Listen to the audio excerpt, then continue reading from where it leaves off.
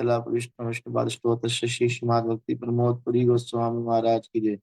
जनितला विष्णु विष्णुपाद स्तोत्र श्री श्रीमद् भक्ति सिद्धांत सरस्वती गोस्वामी ठाकुर जगत गुरु श्रीला प्रभुपाद की जय। श्रीला प्रभुपाद की जय। समस्त रूपानुवर की जय। अनंत कोटि वैष्णव वृंद की जय। समागत भक्त वृंद की जय। श्री गोपेश्वर महादेव की जय। नंदी महाराज की जय। ताई गौर प्रेमानंदे हरि हरि बोल। ले लो रे कोई कृष्ण का प्यारा आवाज लगाओ गली गली। ले लो रे कोई कृष्ण का प्यारा आवाज लगाओ गली गली। कृष्ण नाम के हीरे मोती मैं जी बिखराऊं गली गली। कृष्ण नाम के हीरे मोती मैं बिखराऊं गली गली। जिन जिन ने यहाँ मोती लूटे वो तो माला माल है। जिन जिन ने यहाँ मोती लूटे वो तो माला माल हुए। धन दौलत के बने पुजारी आखिर वो कंगाल है। माया के जो बने पुजारी आखिर वो कंगाल हुए। सोना चांदी माया वालों मैं समझाऊं गली गली। सोना चांदी माया वालों मैं समझाऊं गली गली। कृष्ण नाम के हीरे मोती मैं बिखराऊं गली गली। कृष्ण नाम के हीरे मोती मैं बिखराऊं गली गली। दौलत के दीवानों सुन लो एक दिन ऐसा आएगा। दौलत के दीवानों सुन लो एक दिन ऐसा आएगा। धन दौलत और माल खजाना यहीं पड़ा रह जाए। धन दौलत और माल खजाना यहीं पड़ा रह जाएगा। सुंदर काया मिट्टी होगी। सुंदर काया मिट्टी होगी। चर्चा होगी गली गली। ले लो रे कोई कृष्ण का प्यारा आवाज लगाओ गली गली। ले लो रे कोई राम का प्यारा आवाज लगाओ गली गली। कैसे कैसे हरि भक्तों ने उस प्रभु को अपनाया है। कैसे कैसे हरि भक्तों ने उस प्रभु को अपनाया है। ईश्वर भी कैसे उन भक्तों के मन को भाया। कृष्णवर भी कैसे उन भक्तों के मन भाया। तुलसी मीरा और नरसिंह का ज्ञान सुना गली गली। ले लो रे कोई कृष्ण का प्यारा आवाज लगाओ गली गली। ले लो रे कोई कृष्ण का प्यारा आवाज लगाओ गली गली। अर्जुन को जब मोहने गिरा प्रभु ने संशय दूर किया। अर्जुन को जब मोहन घेरा, प्रभु ने संशय दूर किया। ज्ञान धर्म की ज्योति जलाकर गीता का उपदेश दिया। ज्ञान धर्म की ज्योति जलाकर गीता का उपदेश दिया। गीता रामायण वेदों का, गीता रामायण वेदों का सार सुनाओ। गली गली कृष्ण नाम के हीरे मोती मैं बिखराऊं। गली गली गोविंद नाम के हीरे मोती मैं बिखराऊं। गली गली हरे कृष्णा, हरे कृष्णा, कृष्ण कृष्ण हरे हरे, हरे रामा, हरे रामा, राम राम हरे हरे, हरे कृष्णा, हरे कृष्णा, कृष्ण कृष्ण हरे हरे, हरे राम, हरे राम, राम राम हरे हरे। निताई गौर हरि बोल, हरि बोल, हरि बोल, हरि बोल। निताई गौर हरि बोल, हरि बोल, हरि बोल, हरि हरि बोल। श्री निताई गौर प्रेमानंदे, हरि हरि बोल। हरे कृष्णा। बड़ा ही सुंदर कीर्तन अभी हम सभी ने श्रवण किया, जहाँ पे भगवान के नाम की महिमा को बताया। तो अभी सभी प्रणाम मंत्र करेंगे। सभी अपने आप को अनम्यूट कर लीजिए और मेरे पीछे पीछे सभी भक्त दोहराएंगे। ओम अज्ञानतिमिरान्धस्य ज्ञानञ्जनशलाकया ओम अज्ञानतिमिरन्धस्य ज्ञानाञ्जनशलाकया चक्षुरुन्मीलितं येन तस्मै श्रीगुरुवे नमः। चक्षुरुन्मीलितं येन तस्मै श्रीगुरवे नमः।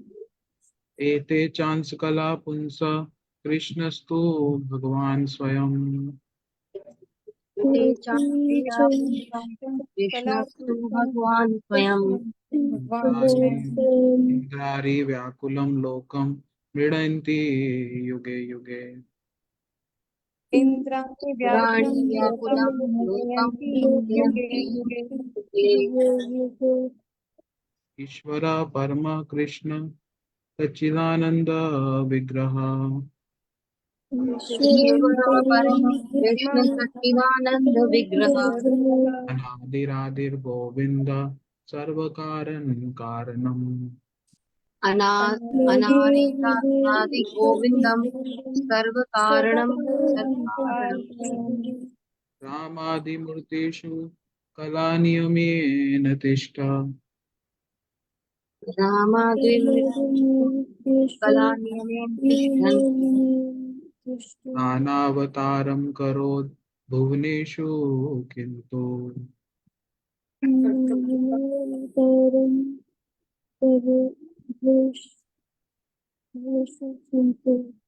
कृष्ण स्वयं संभवत् परमा पुमानयो। कर्मा पुमान गोविन्दमादिपुरुषं तमहं भजामि। गोविन्दमादिपुरुषं तमहं भजामि। श्री कृष्ण चैतन्य प्रभु नित्यानंद श्री कृष्ण चैतन्य प्रभु नित्यानंद श्री अद्वैत गदाधर शिवसादि गौर भक्ता वृंद। श्री अद्वैत गदाधर श्रीवासादि गौर भक्त वृंद। हरे कृष्णा कृष्ण कृष्ण हरे हरे हरे राम राम राम हरे हरे कृष्णा कृष्णा हरे हरे कृष्णा कृष्णा कृष्ण कृष्ण कृष्णा कृष्ण हरे हरे हरे हरे हरे हरे राम हरे राम राम हरे हरे राम राम राम राम राम हरे राम हरे। हरे हरे। म्यूट कर लीजिए। तो कल हम सभी ने, जैसे हम सभी गौड़ीय विज्ञान में कृष्ण कथा को श्रवण कर रहे हैं बहुत समय से, कल से हमने शुरू किया। पहले, इससे पहले हम लोगों ने भक्ति सदाचार को किया था, और अब हमने कृष्ण कथा को शुरू किया। और कल हमने जो दशम स्कंद है भागवत जी में, 12 स्कंद, उसमें से जो दशम स्कंद, जिसको भगवान का मुख मंडल कहा गया, कल हम सभी ने उसमें जो भगवान ने किस कौन कौन सी लीला, जो दशम स्कंद है उसमें विभिन्न प्रकार के जो अध्याय हैं, उनमें भगवान ने कौन कौन सी लीला की थी, कल हमने उसको श्रवण किया था। और आज से हम लोग उसको विस्तृत रूप में करेंगे कि हर अध्याय में किस प्रकार से जो सुखदेव गोस्वामी जी और परीक्षित महाराज जी का संवाद है, और बड़े सुंदर रूप से सुखदेव गोस्वामी जी ने जो कृष्ण लीला का वर्णन किया, और हर श्लोक के पीछे क्या उनकी भावना है। जैसे हम लोग भागवत जी बाजार में हम जाएं तो बोले भैया भागवत जी चाहिए, तो वो दे देंगे, वहां पर श्लोक का अर्थ लिखा होगा, लेकिन उस श्लोक को कहते समय क्या भावना है, किस भावना से सुखदेव गोस्वामी जी श्लोक को बोल रहे हैं, वो कैसे समझा जा सकता है, जब हम गुरु परंपरा के मुख से जो उसको श्रवण करते हैं, या उन्होंने जो ग्रंथ प्रकाशित किए उनके माध्यम से हम लोग समझ सकते हैं। तो उसी भावना से को समझने के लिए हम ये क्लास को कर रहे हैं, तो सभी ध्यान से उसको श्रवण करें। तो आज हम आगे की क्लास को करते हैं। हमारे साथ वासुदेव प्रभु जी, हरे कृष्णा प्रभु जी, धन्यवाद, प्रणाम। हरे कृष्णा प्रभु जी, धन्यवाद प्रणाम। आवाज आ रही है मेरी? हाँ जी। हम्म। सर्वप्रथम मैं अपने गुरुपाद पद्म ओम विष्णुपाद स्तोत्र सत श्री श्रीमद भक्ति वेदांत सिद्धांति गोस्वामी महाराज जी के श्री चरण कमल में कोटि कोटि धन्यवाद प्रणाम करता हूँ। तदुपरांत गुरुदेव श्रीपाद माधव प्रिय प्रभु जी के श्री चरणों में यथा योग्य प्रणाम। गुरु परंपरा के श्री चरण कमल में मेरा कोटि कोटि धन्यवाद प्रणाम, और आप सभी उपस्थित वैष्णवों के श्री चरणों में मेरा यथा योग्य प्रणाम। लाइट कहाँ गई?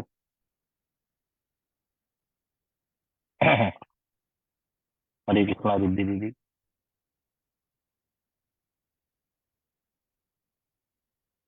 चलो कोई बात नहीं। मेरा भक्तों से निवेदन है, पूरा ब्लैकआउट हो गया, कोई अपनी शक्ल नहीं दिखा रहा, क्या बात है। हम 9:30 से 10:30 वाला समय रख लेंगे, उसमें दिखाते हैं दोस्तों में अपने अपने दर्शन।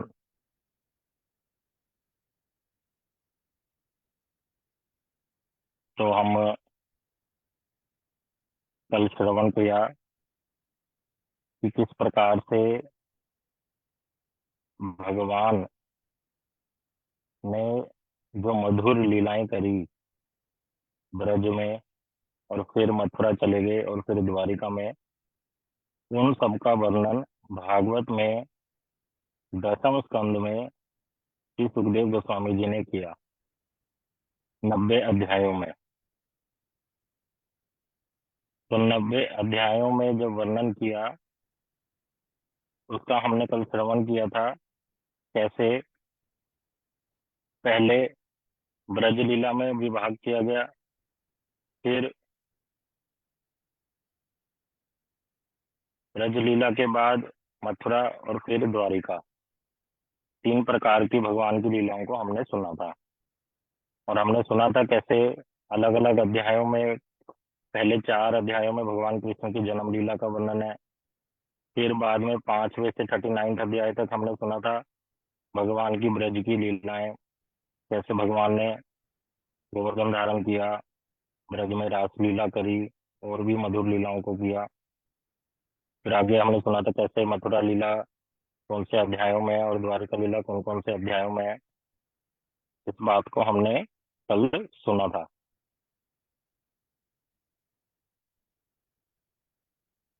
हरे कृष्णा।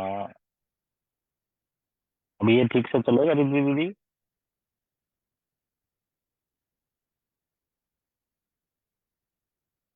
हरे कृष्णा, आवाज आ रही है?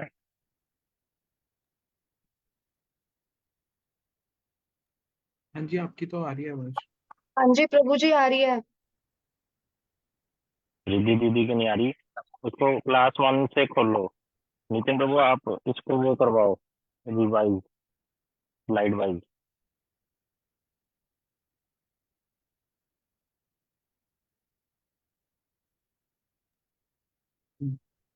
तो क्लास 1 में कल हमने श्रवण किया था कि जैसे भागवत जी में 12 स्कंद हैं, और जो स्कंद हैं वो भगवान के जो विभिन्न अंग हैं उनको जो है वो प्रदर्शित करते हैं। और जो उनमें जो भगवान का जो भागवत जी का दशम स्कंद है वो क्या है, भगवान का मुखमंडल है। ओके। और फिर भगवान की जो लीलाएं हैं वो 3 प्रकार की हैं। एक तो ब्रज लीला, मथुरा लीला और द्वारिका लीला। जब भगवान ब्रज में रहे और ब्रज में जो भी नंद बाबा, यशोदा मैया, भगवान के सखा सखियां, गोपियां, राधा जी उनके साथ जो रहे, वहां जो लीलाएं करी भगवान ने उनको बोलते हैं ब्रज लीला। फिर भगवान जब ब्रज से कहाँ चले गए, मथुरा चले गए। मथुरा में जो कंस है उसका वध किया, उस समय तक रहे। और फिर मथुरा के वहां पर जो लीला करी उसको बोला मथुरा लीला।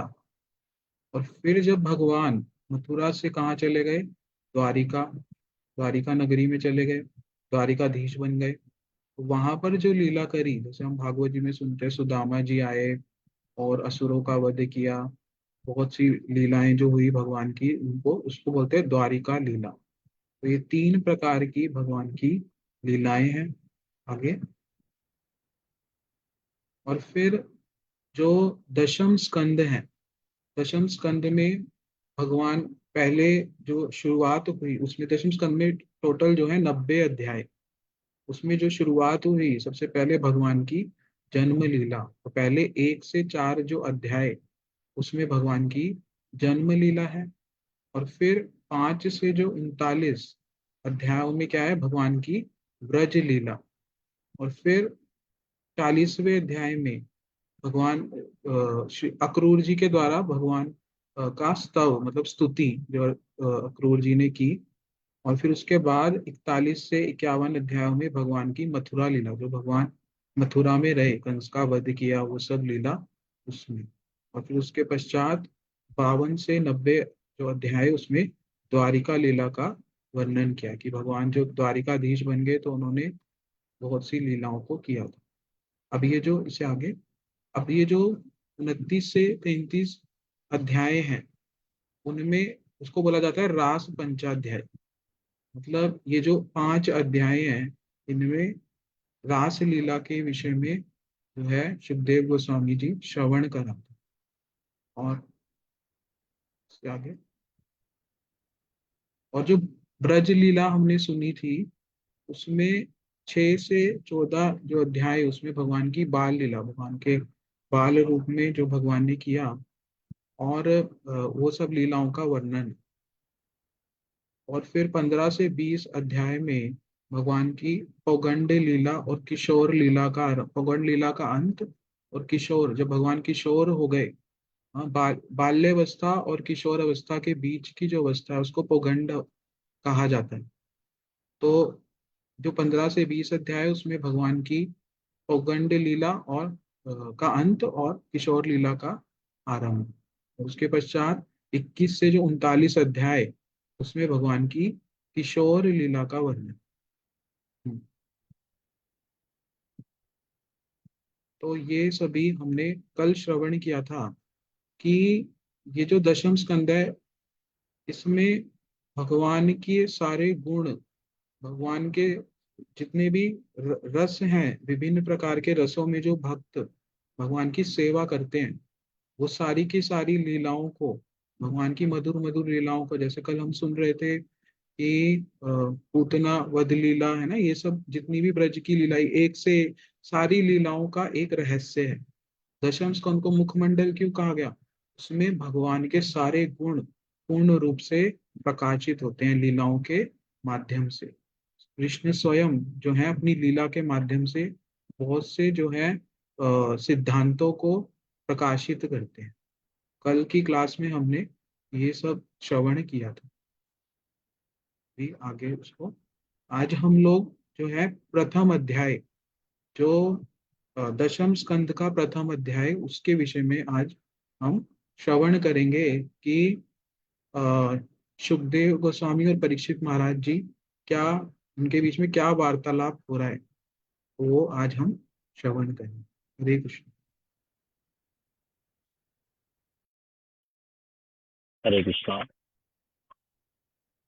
तो दशम स्कंद का जो पहला चैप्टर है, प्रथम अध्याय, उसमें पहले श्लोक में बता रहे हैं। श्लोक है, श्री राजा उवाच कथितो वंश विस्तारो भवता सोम सूर्यो राज्ञांचो भय वंशयानाम चरितम परम अद्भुतम। अब ये वाला श्लोक किसने बोला पहला? कि राजा उवाच। राजा कौन है? परीक्षित जी। जैसे इस फोटो में आप देख रहे हैं कि जो सिंहासन पर बैठे हैं वो श्री सुखदेव गोस्वामी जी हैं, और उनके सामने जो बैठे हैं परीक्षित महाराज जी हैं हाथ जोड़कर। और परीक्षित जी के साथ बहुत सारे भक्त लोग बैठे हैं, वो अलग अलग ऋषि मुनि हैं। कोई वेद व्यास जी हैं, कोई नारद जी हैं, कोई पराशर मुनि जी हैं। ऐसे बहुत सारे ऋषि मुनि गंगा के तट पर, हरिद्वार के आगे एक स्थान है सुकरताल, वहां पर ये भागवत कथा हुई। हम लोग दर्शन के लिए जाते हैं वहां पर। जिस वृक्ष के नीचे बैठकर कथा बोली, वो वृक्ष आज भी वहां है। तो श्री सुखदेव गोस्वामी जी इस कथा को कह रहे हैं, और परीक्षित महाराज जी और सभी भक्त लोग उसको सुन रहे हैं। तो नवम 9 अध्यायों तक श्री सुखदेव गोस्वामी जी ने बहुत सारी कथाएं सुना दी थी परीक्षित महाराज जी को, 4 दिनों में, 3 दिनों में। तो उसमें विशेषकर श्री सुखदेव गोस्वामी जी ने सारा बताया कैसे सृष्टि हुई इस जगत की, केवल जगत की ही नहीं, पूरे ब्रह्मांड की। और भगवान कृष्ण को भगवान क्यों बोला जाता है, और ध्रुव महाराज जी की कथा, कैसे एक छोटे से बालक भगवान की भक्ति करते हैं, प्रहलाद जी, अम्बरीश महाराज जी की कथाएं सुनाई। ऐसे बहुत सारे कथाओं का वर्णन किया, जिससे हमें सिखाया कैसे भगवान की भक्ति करी जाती है। फिर 9th अध्याय, सॉरी, नवम स्कंद में अंत में बताया कि सुखदेव गोस्वामी जी ने भगवान कृष्ण की लीलाओं को संक्षेप में, मतलब बहुत ब्रीफ में, छोटे से में ही बोलकर खत्म कर दिया था। फिर उसके बाद राम जी की कथा को भी ऐसी छोटे से में बताकर खत्म कर दिया था। तब जाकर ये दसम स्कंद शुभ आरंभ हुआ। तो श्री परीक्षित महाराज ने जब चंद्र और सूर्य वंश के बारे में सुना, तो उनके हृदय में कृष्ण के बारे में सुनने की लालसा जाग उठी। अभी तक परीक्षित महाराज जी ने बहुत सारी कथाएं सुन ली थी अलग अलग वंश परंपराओं के बारे में, लेकिन जब विशेषकर सुखदेव गोस्वामी जी ने नवम स्कंद में कृष्ण के बारे में थोड़ा बहुत बताया, और राम जी के बारे में। भगवान कृष्ण कौन से वंश में आए थे? चंद्र वंश। उस वंश को बोलते चंद्र वंश। और भगवान राम आए थे सूर्य वंश में। जो चंद्र के यहाँ से वंश परंपरा चल रही थी, उनमें कौन कौन राजा बने, और फिर उसमें भगवान श्री कृष्ण का जन्म हुआ, ये सारा कथा सुखदेव जी ने बताई। और साथ साथ राम जी की भी बताई, कैसे राम जी जो सूर्य वंश में प्रकटित हुए, उसमें कौन कौन राजा बने, वो सारा बताया, उनकी परंपरा बताई। जैसे हम कहते हैं ना गुरु परंपरा, कि हमारे कौन गुरु हैं, गुरु जी के कौन गुरु हैं, उन आगे कौन गुरु हैं, ऐसे परंपरा होती है ना। तो उस परंपराओं को सुखदेव जी ने सुनाया। जब इस बात को सुन लिया परीक्षित महाराज जी ने, तो तब परीक्षित महाराज जी ने कहा कि आपसे मैंने चंद्र और सूर्य वंश, मतलब भगवान कृष्ण के और राम जी के वंश के बारे में सुना, अच्छा लगा। लेकिन परीक्षित महाराज जी तृप्त नहीं हुए। उनके हृदय में लालसा जाग उठी बहुत ज्यादा, कि मैं भगवान कृष्ण की लीलाओं को विस्तार से सुनना चाहता हूँ, उसको संक्षेप में नहीं। क्योंकि सुखदेव जी ने उनको छोटे से में बता दिया कि कैसे, ऐसे बोले कि कृष्ण भगवान का जन्म हुआ, मथुरा में चले गए, कंस का वध कर दिया, फिर रुक्मणी जी के साथ विवाह कर लिया द्वारिका में, ऐसे ऐसे अंतर ध्यान हो गए। ऐसे बोलकर सुखदेव जी ने फिर राम जी के बारे में बता दिया कि राम जी का जन्म हुआ अयोध्या में, फिर वशिष्ठ जी के यहाँ चले गए, फिर उसके बाद कैसे असुरों का वध किया, फिर रावण का वध कर दिया, सीता जी का हरण हो गया था, सीता जी को वापस ले आए, राज्य किया, फिर राम जी अपने धाम को चले गए। तो बहुत छोटे से मैं ही बता दिया, उसको पूरा विस्तार नहीं किया। तो परीक्षित महाराज जी के हृदय में भगवान कृष्ण के लिए क्या है, प्रेम है। उस प्रेम के कारण ही उनके हृदय में ये बात जाग उठी कि मैं भगवान कृष्ण के बारे में सुनना चाहता था।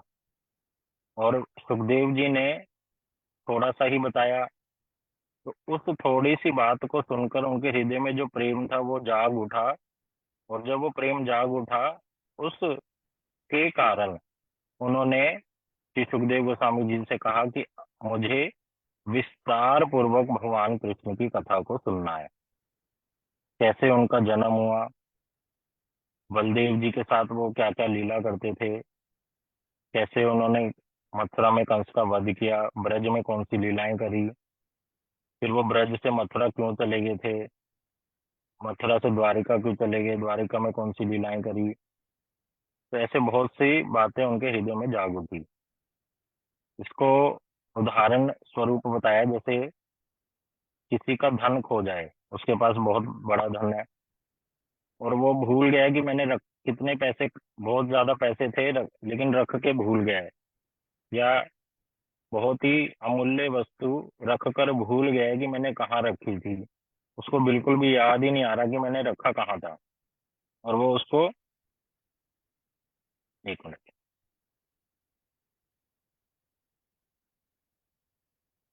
और वो उसको ढूंढता है अच्छे से, लेकिन मिलता नहीं। लेकिन एक दिन बाय चांस जो उसका धन खोया हुआ था, वो अलमारी में ढूंढता है, या पता नहीं कहीं पर कोई कार्य कर रहा होता है, ढूंढता तो नहीं, कुछ काम कर रहा होता है, बाय चांस उसको वो खोया हुआ धन का कुछ अंश मिल जाता है, कुछ पार्ट उसका मिल जाता है। और फिर उस पार्ट को देखकर, उस अंश को देखकर उसके हृदय में ये बात उठ जाती है, जाग उठती है कि हाँ, मेरा तो इतने ज्यादा पैसे मैंने रखे थे, वो वो कहाँ गए। उसको एकदम से हृदय में बात, जो वो भूल गया था, बहुत समय से ढूंढ रहा था लेकिन मिली नहीं, और एक दिन अचानक उसको कुछ उसका अंश प्राप्त हुआ, तो उस अंश को देखने मात्र से ही उसको सारे धन की याद आ गई कि मैंने तो इतना ज्यादा धन रखा था, वो कहाँ गया। फिर उसको फिर से वो ढूंढने लग जाता है। तो उसी प्रकार से परीक्षित महाराज जी के हृदय में भगवान कृष्ण के लिए प्रेम पहले से ही है, लेकिन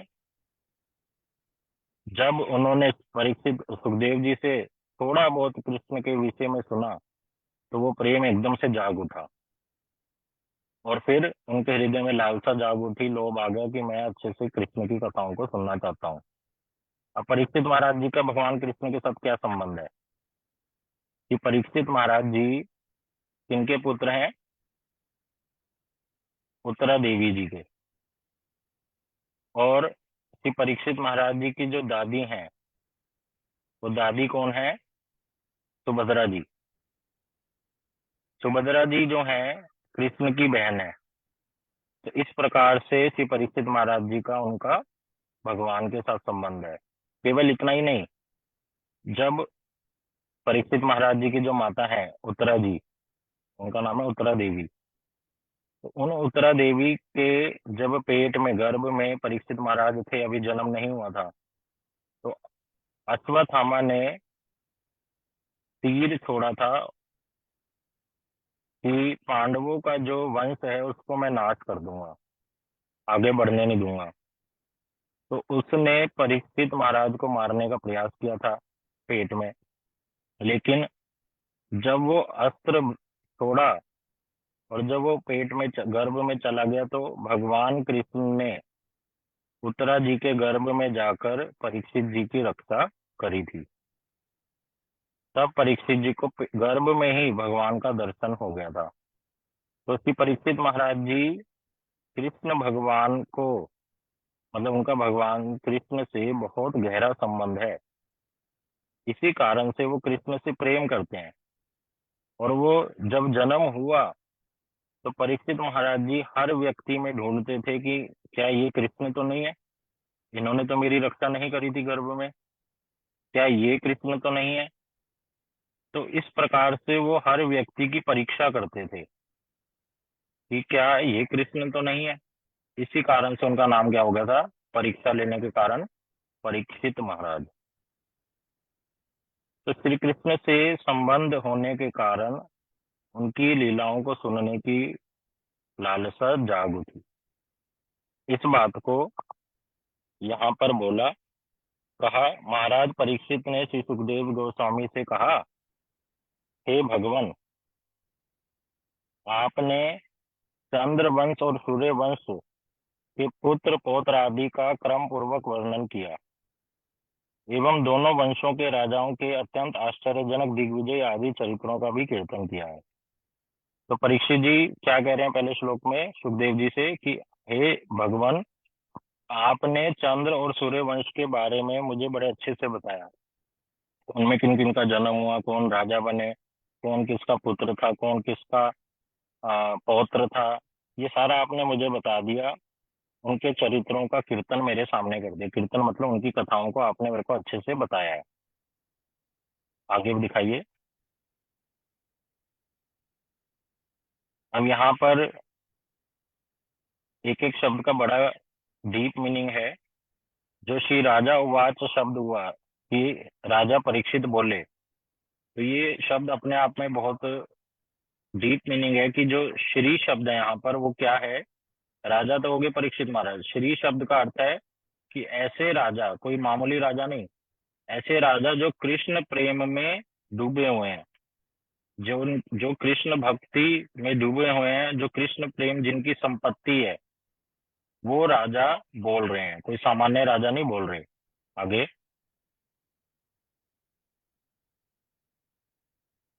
हम्म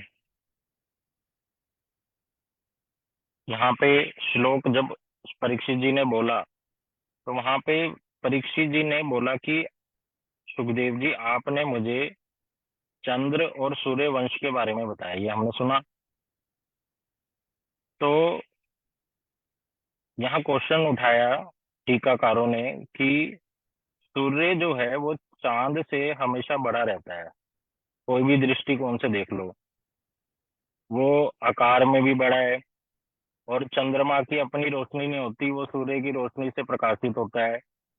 तो अगर जगत की दृष्टि से देखेंगे तो सूर्य बड़ा है, तो क्यों फिर परीक्षित महाराज ने सूर्य का नाम पहले क्यों नहीं लिया, चंद्र जी का क्यों लिया। एक एक बात का यहाँ पे बहुत गहरा अर्थ है। तो कह रहे हैं कि परीक्षित जी ने चंद्र का नाम पहले क्यों लिया, सूर्य का पहले क्यों नहीं लिया। तो उसका आंसर देते हुए बोल रहे हैं कि इसलिए लिया क्योंकि जो चंद्र है उस वंश में कौन आए थे, भगवान कृष्ण। और सूर्य वंश में कौन आए थे, राम जी।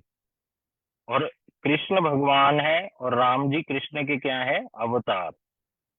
तो इस कारण से चंद्र वंश क्या हो गया, ऊंचा सूर्य वंश से। तो इसी कारण से चंद्र जी का नाम पहले लिया और सूर्य का बाद में लिया। इस बात को भी यहाँ टीका में बताया। आगे दिखाओ।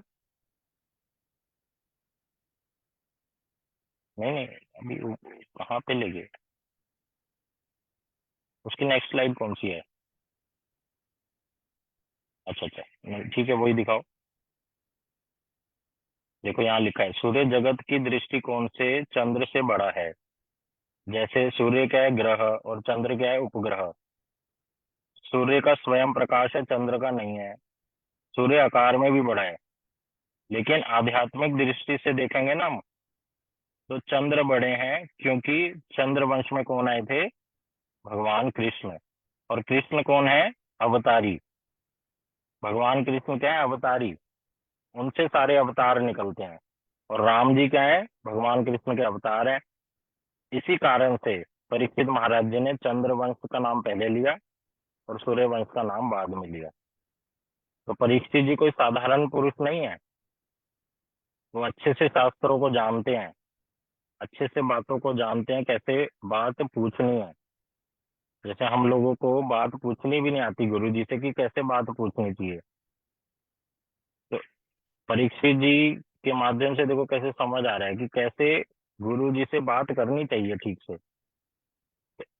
तो परीक्षित जी को जो बोला कि वो साधारण मनुष्य नहीं है, वो साक्षात भगवान कृष्ण के भक्त हैं, इसलिए वो श्री कृष्ण की प्रेम रूपी संपत्ति में डूबे हुए हैं। उसी कारण से वो कृष्ण की लीलाओं को विस्तार पूर्वक सुनना चाहते हैं। इसीलिए वो सुखदेव जी को कह रहे हैं कि आपने चंद्रवंश और सूर्यवंश की कथाओं को सुनाया है, मुझे बड़ा अच्छा लगा। फिर आगे कह रहे हैं, सेकंड श्लोक में बोल रहे हैं परीक्षित जी, भी परीक्षित जी ही बोल रहे हैं, कह रहे हैं, यदोक्त धर्मशीलस्य नितराम मुनि सतम तंत्र तत्र अंशेन अवतीर्णस्य विष्णोर वीर यानी शंसना। इसकी हिंदी क्या कह रहे हैं? दूसरे श्लोक में परीक्षित जी बोले, हे यति ईश्वर, आपने जिस अत्यंत सदधर्म परायण यदुवंश का वर्णन किया, इस समय उस यदुवंश में भगवान विष्णु श्री बलदेव के साथ इस जगत में अवतीर्ण हुए हैं। उन्हीं विष्णु की विक्रमपूर्ण लीलाओं का हमारे निकट कीर्तन कीजिए। क्या कह रहे हैं? परीक्षित जी बोल रहे हैं कि हे यति ईश्वर। तो यहाँ पर परीक्षित जी सुखदेव जी को कैसे कह के पुकार रहे हैं? उन्होंने एक शब्द यूज किया, मुनि सतम। मुनि सत्तम मतलब, मुनि मतलब साधु, और सत्तम मतलब सभी मुनियों में सबसे सर्वश्रेष्ठ। जैसे हम बोलते हैं ना, आप ब्यूटीफुल हैं, फिर कोई कहता है नहीं नहीं आप उनसे भी ज्यादा ब्यूटीफुल हैं, तो क्या देते हैं? More beautiful. फिर कहते हैं नहीं नहीं ये तो बहुत ही ज्यादा सुंदर है, मतलब मोस्ट ब्यूटीफुल।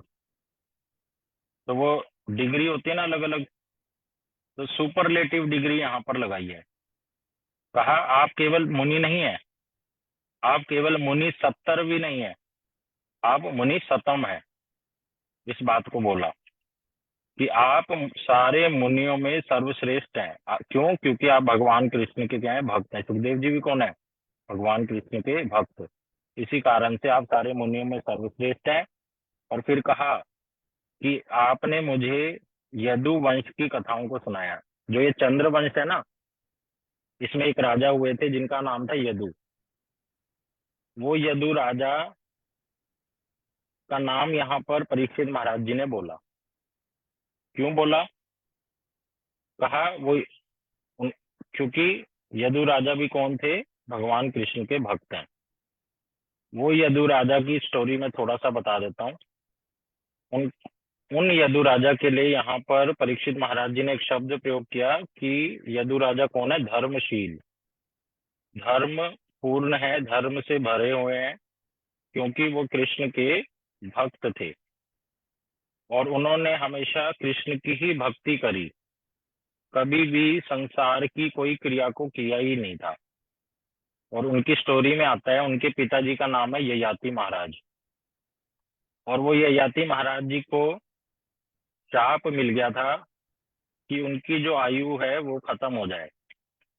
जब उन्होंने फिर प्रार्थना करी कि मुझे क्षमा कर दीजिए, तो उनको शाप से मुक्ति के लिए एक ही उपाय था कि उनके पुत्र अगर उनकी आयु एक्सचेंज कर लें, अर्थ कि यदु महाराज जी जो ययाति महाराज के पुत्र हैं, ययाति जी ने यदु को बोला, पुत्र तुम मेरी आयु ले लो और मैं तुम्हारी।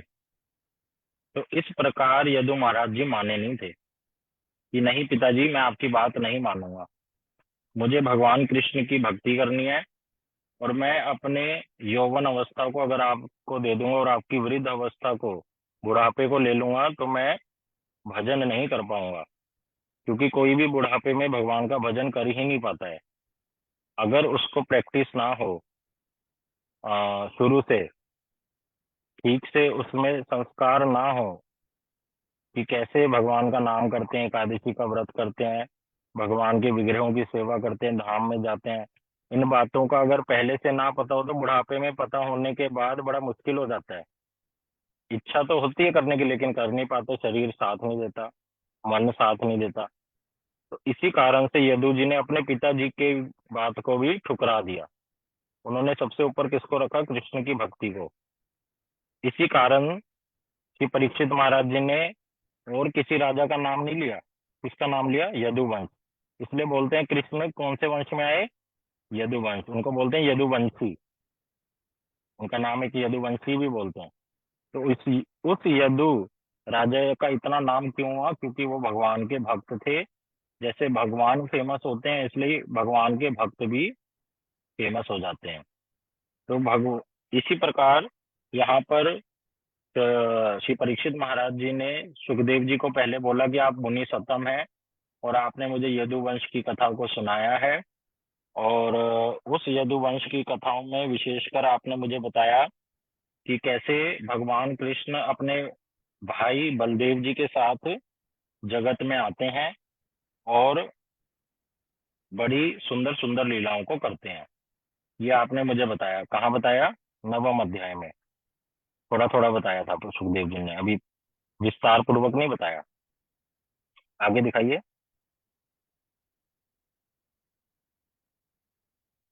ये हम सुन चुके हैं।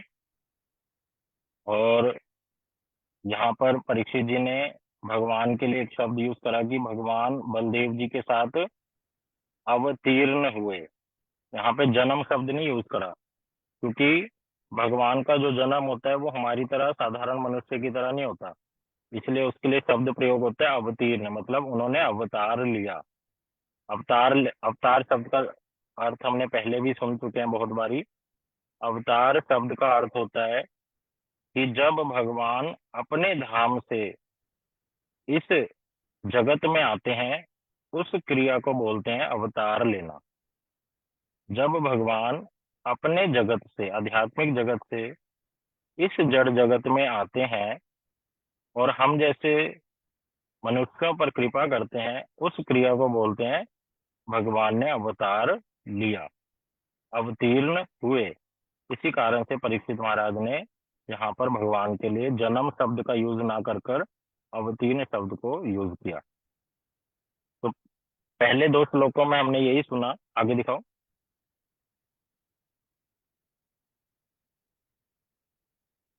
आगे चलो।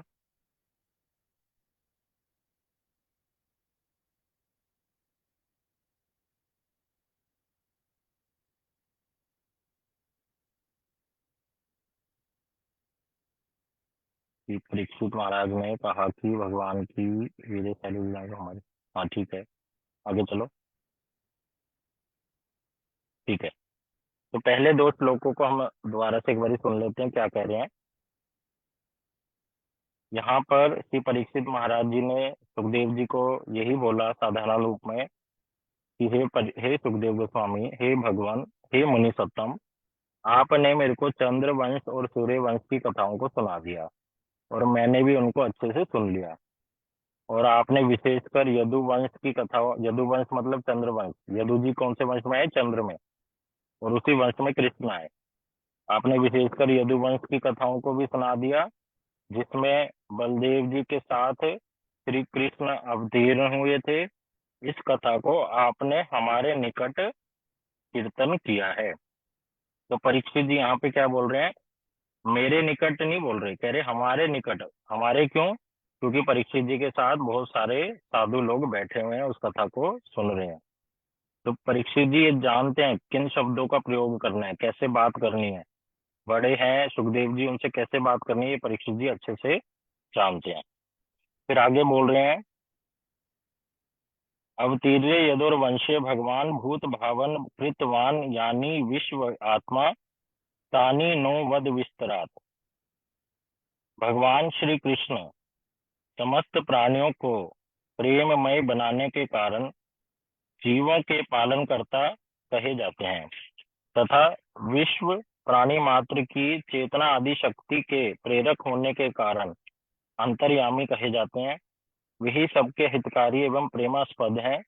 उन्होंने यादव कुल में प्रकटित होकर जिन जिन लीलाओं को प्रकाश किया, उस लीला चरित्र चरित्र को हमारे लिए क्रम पूर्वक वर्णन कीजिए।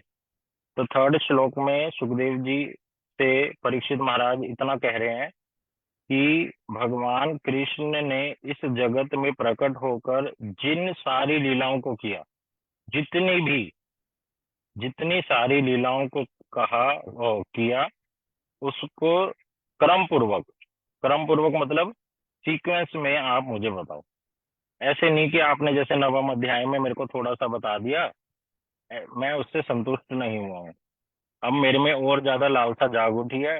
मैं उस कृष्ण कथा को विस्तार से सुनना चाहता हूँ, और विस्तार से कैसे? क्रम पूर्वक सीक्वेंस में। तो आप मेरे को उस कथा को सुनाओ। उस कथा को सुनने से मेरे में प्रेम जागेगा, और जो भी इस कथा को सुनेगा उसके अंदर भी प्रेम जागेगा, क्योंकि कृष्ण कौन है? प्रेममय वस्तु है। तो इस प्रकार से परीक्षित जी ने बोला। फिर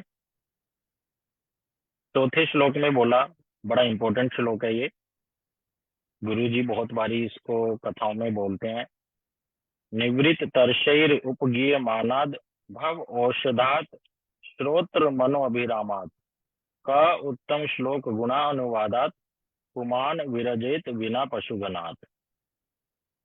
अब यहाँ पर सिंपल सा कह रहे हैं कि ये जो श्लोक है ना, परीक्षित जी ने बोला है, और इसमें विशेषकर उन्होंने भगवान की कथा की महिमा बताई है कि भगवान की कथा की कितनी महिमा होती है, और कौन कौन उसको उस कथा को बोल सकता है, और उस कथा को सुनने से क्या क्या जीवन में परिवर्तन आ जाता है। ये सारी बात उन्होंने इस श्लोक में बता दी। तो हमें कभी कोई पूछ लेना, जो भक्त लोग अच्छे से इसको समझना चाहते हैं उनको मार्क करना चाहिए श्लोक, कि कभी कोई पूछ ले कि भगवान की कथा सुनने से क्या लाभ, या उससे किस किस को फायदा होता है ना, तब ये श्लोक की हिंदी बता सकते हैं आप, या अर्थ उसका याद कर लो हमेशा के लिए। तो उसमें यही बोला, सबसे पहले तो यहाँ पर बोला परीक्षित जी ने भगवान को उत्तम श्लोक, भगवान का एक नाम है उत्तम श्लोक। उत्तम श्लोक का मतलब क्या होता है? भगवान का एक नाम है ये। उत्तम का मतलब होता है सबसे श्रेष्ठ, श्रेष्ठ से भी श्रेष्ठ। और श्लोक होते हैं जो ऐसी वाणी जिससे भगवान के गुणों का कीर्तन किया जाता है या गुणों का वर्णन किया जाता है। तो जो सबसे श्रेष्ठ गुणों का वर्णन किया जाता है, ऐसी भाषा को, सॉरी, ऐसे भगवान को उत्तम श्लोक बोला जाता है।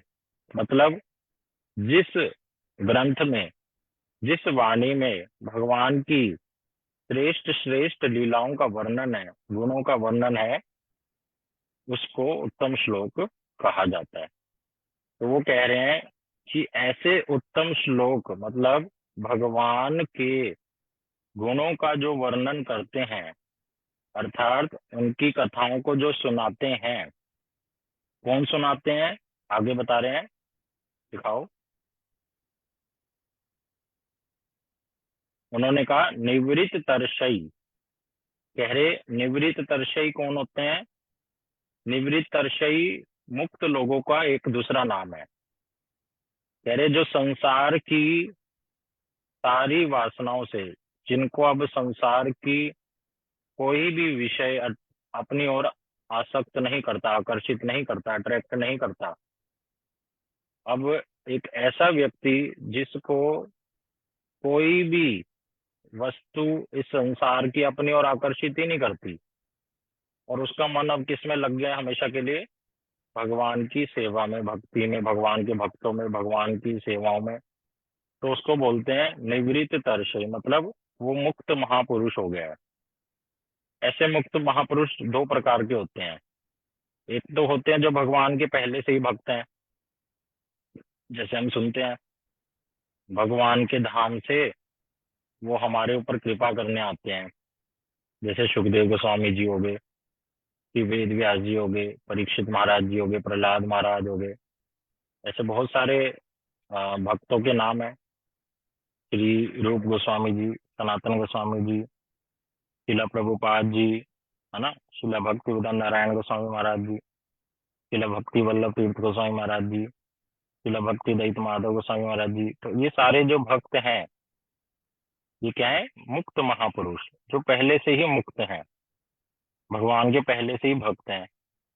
और एक होते हैं जो इस संसार में रहते हैं, और जब वो ऐसे मुक्त महापुरुष से कथा सुनते हैं ना, तो उनकी कथा सुन सुन के, सेवा कर करके वो भी क्या हो जाते हैं? मुक्त हो जाते हैं। यहाँ रहते रहते ही, यहाँ रहते रहते ही उनको इस संसार की कोई भी वस्तु अपनी ओर आकर्षित नहीं करती। उनका किसी दूसरे शरीर की ओर प्रति आकर्षण नहीं होता, या खाने पीने की वस्तुओं के लिए मरते नहीं, या धन दौलत के लिए मरते नहीं। वो केवल भगवान कृष्ण की सेवा में लगे रहते हैं। उनकी कथाओं को कहते हैं, दूसरों को कथाएं सुनाते हैं, दूसरों को भगवान की सेवा करना सिखाते हैं। तो ऐसे मुक्तों को कहते हैं जीवन मुक्त, जो जीवन रहते रहते क्या हो गए? मुक्त हो गए। तो यहाँ सारे मुक्त पुरुषों की बात कर रहे हैं। कह रहे ऐसे मुक्त पुरुष क्या करते हैं? उपगीय मानात। आगे दिखाओ।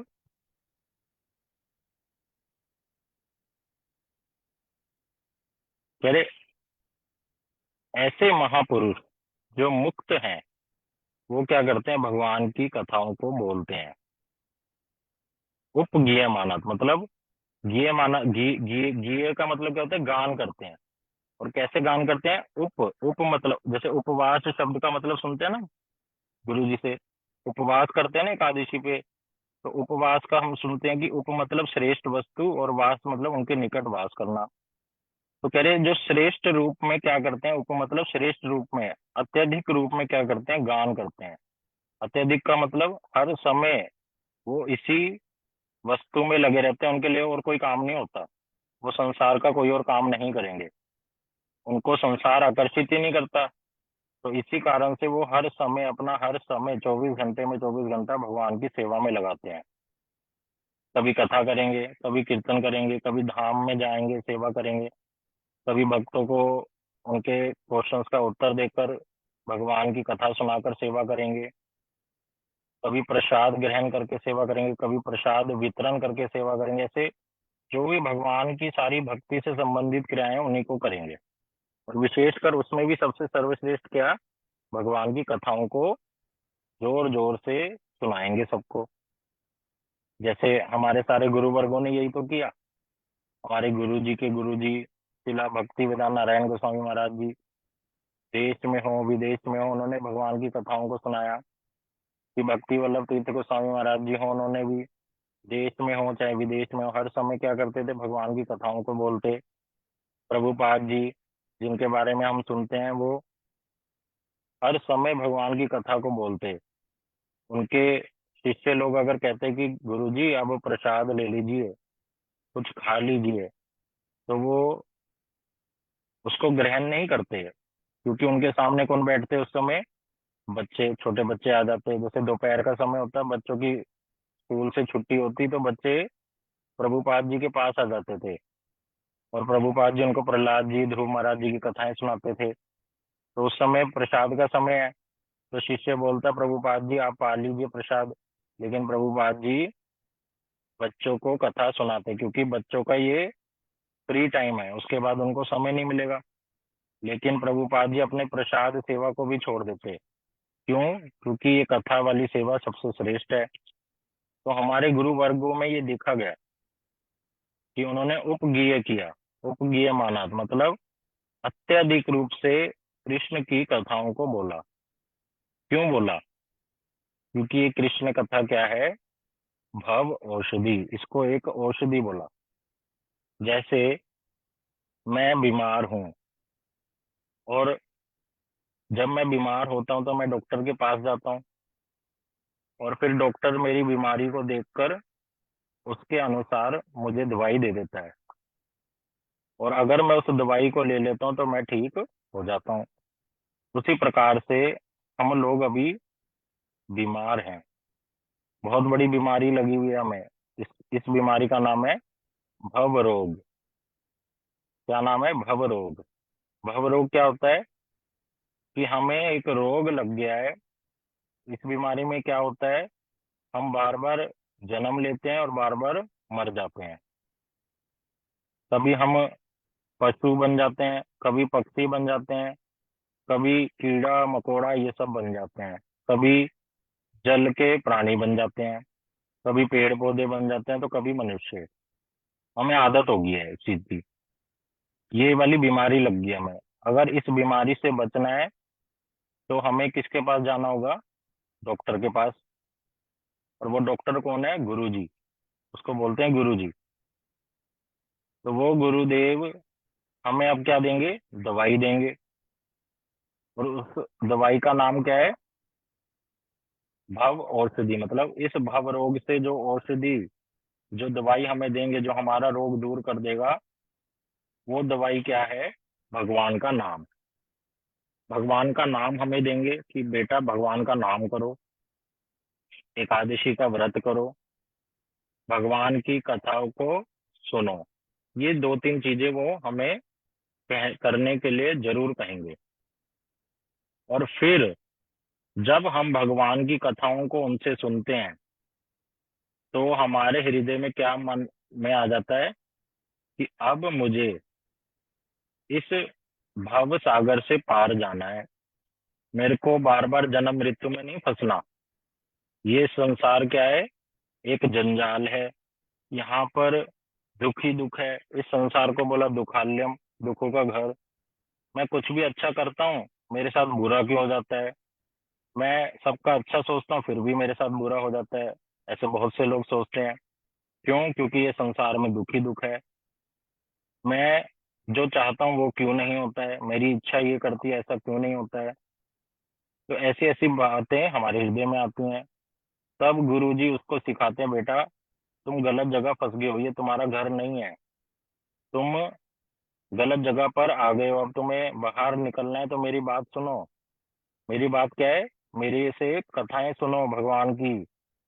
वो कथा कैसी है? बड़ी बलशाली है, और वो तुम्हारे कानों को और तुम्हारे हृदय को क्या करेगी?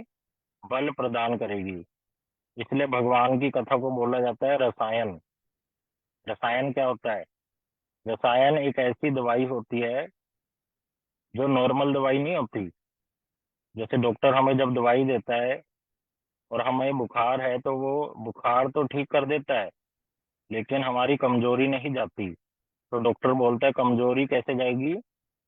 ऐसे ऐसे इन चीजों को खाओ, दूध पियो, तब तुम्हारी कमजोरी जाएगी।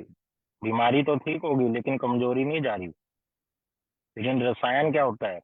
ये एक ऐसी दवाई होती है जो आपकी बीमारी भी ठीक कर देती है, और साथ साथ आपको आपकी कमजोरी भी हटा देती है, आपको बल भी देती है। तो ये भगवान की जो कथा है इसको रसायन बोला। और ये रसायन किसके लिए है? हमारे कानों और हृदय के लिए। तो कहा ऐसे भक्त लोग जब हमें कथा सुनाते हैं तो वो हमारे कानों और हृदय के लिए रसायन रूप होती है। आगे दिखाओ। लेकिन कुछ लोग ऐसे होते हैं जो इन कथाओं को सुनते नहीं, और केवल क्या करते हैं? अपने कार्यों में व्यस्त रहते हैं। सुबह 9 बजे जाएंगे, शाम को 5 बजे आएंगे। सुबह भी परिवार के साथ थोड़ा समय व्यतीत करेंगे, शाम को भी थोड़ा खा पी लेंगे, किसी का मजाक उड़ाएंगे, थोड़ा सा धन लुटाएंगे, जुआ खेलेंगे, शराब पियेंगे, मांस खाएंगे, मछली खाएंगे, अंडा खाएंगे, प्याज खाएंगे, लहसुन खाएंगे। कभी नशा करेंगे, कभी दूसरे के साथ गलत व्यवहार करेंगे, कभी झूठ बोलेंगे, कभी पाप करेंगे। जिनका जीवन केवल इसी में रह जाता है और उनको पता ही नहीं कि भगवान नाम की भी कोई वस्तु, अगर उनको बताने जाओ तो वो मानते भी नहीं। तो कह रहे ऐसे लोग, केवल ऐसे प्रकार के लोग इस कथा से क्या है, वंचित हो जाते हैं, क्योंकि वो अपने स्वार्थ को पूरा करने में लगे रहते हैं। उनको लगता है यही सबसे सर्वश्रेष्ठ है। उनको पता ही नहीं कि मैं भव सागर में फंस गया हूँ। वो किसी साधु के पास जाते नहीं, कभी धाम में जाते नहीं। उनको लगता है कि केवल हमारा पूरा जीवन हमारे परिवार के साथ ही है। अपनी इच्छाओं में जो जितना पैसा मैं कमाता हूँ, अपनी इच्छाओं को पूरा करूंगा, बड़े से बड़ा घर लूंगा, अच्छे से गाड़ी होगी मेरे साथ, मेरे बच्चे मेरे रहेंगे, हमारे पास कोई कमी नहीं होगी, हर सुख सुविधा मेरे पास होगी। इतनी सारी वस्तुओं को एकत्रित करने के बाद भी वो खुश नहीं रह पाता और ये भी मान नहीं पाता कि मेरे को अगर खुश होना है तो साधु के पास जाना होगा, कथा सुनना होगा। तो कह रहे ऐसे प्रकार के लोग क्या है, पशुगणाट। कह रहे जो पशुओं का और आत्मा का, अपनी आत्मा का ही वध कर रहे हैं, अपना ही नुकसान कर रहे हैं, अपनी आत्महत्या कर रहे हैं। मतलब इस संसार में और नीचे जा रहे हैं, ऊपर आने की बजाय और नीचे जा रहे हैं। तो इनकी तुलना किससे करी गई, ऐसे लोगों की जो पशुओं को मारते हैं और अपनी आत्मा की हत्या करते हैं। कह रहे ऐसे लोग भगवान कृष्ण की कथाओं को कभी नहीं सुनते, उनको अच्छा नहीं लगता। तो ये बात यहाँ पर श्री परीक्षित जी ने बोली। तो आज हमने सुना कैसे परीक्षित महाराज जी ने श्री सुखदेव जी से पूछा। पहले तो कहा कि हे सुखदेव जी, आपने मेरे को चंद्रवंश सूर्यवंश की कथाओं को सुनाया है, विशेषकर उसमें यदुवंश की कथा को मेरे को आपने सुनाया, और कैसे भगवान कृष्ण बलराम जी के साथ जन्म ग्रहण किए, जन्म की बजाय उन्होंने क्या कहा, अवतीर्ण हुए। उन कथाओं को आपने मुझे सुना दिया है। अब मेरी इच्छा है कि आप कृष्ण, जो कृष्ण हम सबको प्रेम देते हैं, उन कृष्ण की कथाओं को क्रम पूर्वक सीक्वेंस वाइज मुझे सुना दो, विस्तार से सुना दो। मैं इसके लिए बड़ा ललायित हो रहा हूँ। और ये कथा क्या है, उसका कथा का बारे में बता दिया उन्होंने। ये ऐसी कथा है, किससे सुननी चाहिए हमें, गुरु परंपरा से, जो मुक्त हो चुके हैं वो ही कृष्ण की कथा को अच्छे से सुना पाएंगे। उस कथा को आप मुझे सुना दीजिए। वो कथा क्या करेगी, मेरे को जो भव रोग लग गया है उस रोग को हटा देगी। मैं एक राजा हूँ, मैं विषयी हूँ, इसलिए आप कृपा कर कर मेरे कानों में, मेरे हृदय में वो रसायन डाल दो। कौन सा रसायन, कृष्ण कथा का रसायन डाल दो। मैं कोई पशु घनात नहीं हूँ। पशु घनात मतलब जो पशुओं का वध करते हैं। केवल ऐसे ही लोग भगवान की कथा को नहीं सुनते हैं, मैं वैसे वाला व्यक्ति नहीं हूँ। तो आप मुझ पर कृपा कीजिए, भगवान की कथाओं को मेरे को अच्छे से सुना दीजिए। इस बात को परीक्षित जी ने दिखाया कि उनको कितनी आ, प्यास है भगवान की कथा सुनने की। इसको आज हमने श्रवण किया। कोई भक्त, किसी को कुछ समझ ना आया हो तो पूछ सकते हैं। बाकी नितिन प्रभु आप बोलिए। हरे कृष्णा। तो आज हमने बहुत डिटेल में सुना कि इस प्रकार से जो परीक्षित महाराज हैं वो भगवान के विषय में जानने के लिए कैसे उत्सुक थे, और जो विभिन्न प्रकार का जो वार्तालाप हुआ दोनों के बीच में। तो जैसे हम सुन रहे थे कि जैसे कहा गया परिप्रश्नेन सेवया, तो ये जो प्रश्न पूछा जाता है, ऐसे ही नहीं कोई प्रश्न पूछा जाता। प्रश्न जो है पूछा जाता है, प्रश्न पूछ के भी सेवा की जाती है। हाँ, जो सुखदेव गोस्वामी जी हैं वो हर समय क्या रहते हैं, भगवान के नाम में मग्न रहते हैं। और भगवान के विषय में ही जब उनसे पूछा तो सुखदेव गोस्वामी जी अपने आप को रोक नहीं पाए।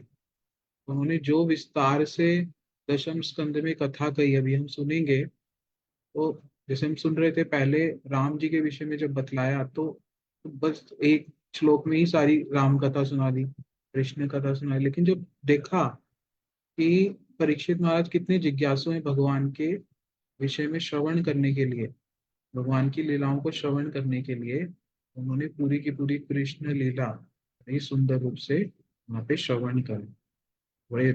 आज हमने उसको श्रवण किया, समय भी हो गया है। किसी का कुछ प्रश्न है तो आप पूछ सकते हैं। ठीक है, तो आज हम यहीं पर रखते हैं क्लास को, कल फिर हम समय से हरे कृष्ण।